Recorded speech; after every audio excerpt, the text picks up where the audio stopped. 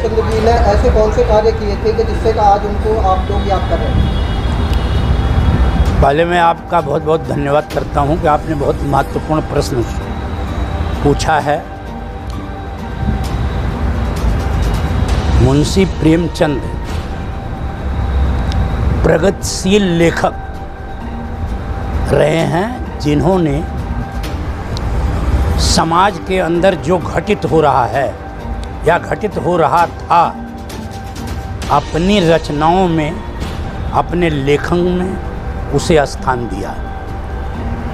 उन्होंने जिम्मेदारी प्रथा, साहूकारों का उत्पीड़न, किसानों मजदूरों के साथ जो अन्याय हो रहा था, महिलाओं की हालत चिंताजनक थी, अपनी लेखनी का आधार बनाया और जो सामाजिक बुराइयां थीं उसको दूर करने के लिए लगातार प्रेरणा देते रहे।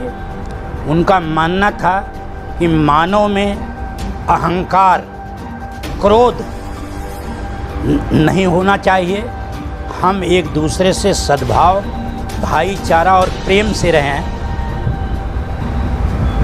इसलिए हम उन्हें याद करते हैं कि वह साम्यवादी, समाजवादी दर्शन के जनक रहे हैं।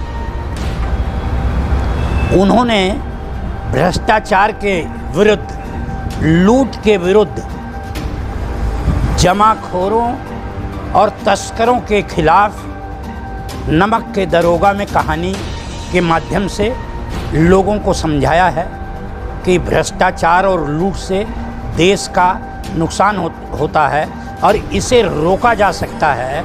जबकि नमक के दरोगा में जो निरीक्षक है उसे तस्कर धन देने का प्रलोभन भी देते हैं, लेकिन उसने अपने कर्तव्य का निर्वहन किया, धन की कोई परवाह नहीं की, धन को महत्व नहीं दिया।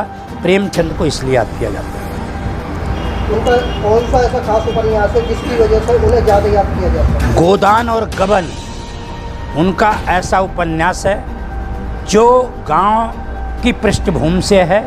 उसके अंदर जो पात्र हैं वो ग्रामीण परिवेश के हैं, और जो गबन है उसके अंदर आज जो शहरी समाज है, जो दिखावे का काम करता है, जो कर्जा लेकर घी पीना चाहता है, उन पर प्रहार उन्होंने किया है, इसलिए उसे याद किया। आज इस प्रोग्राम में कितने लोग शामिल रहे?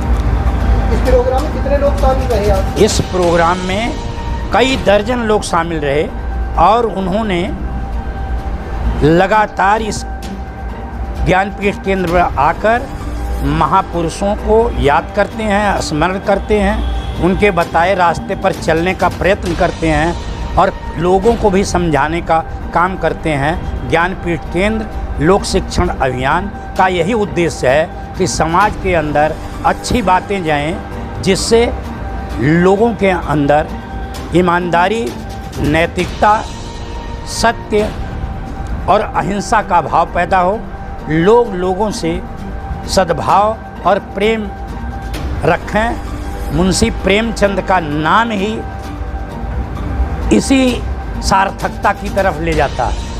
आप इस प्रोग्राम के जरिए से जनता को क्या मैसेज देना चाहते हैं? हम जनता को ये मैसेज देना चाहते हैं कि आप सबसे मिलकर रहिए, अहंकार और क्रोध न करिए और निराश मत होइए, क्योंकि निराशा से आप किसी काम में कामयाब नहीं हो सकते।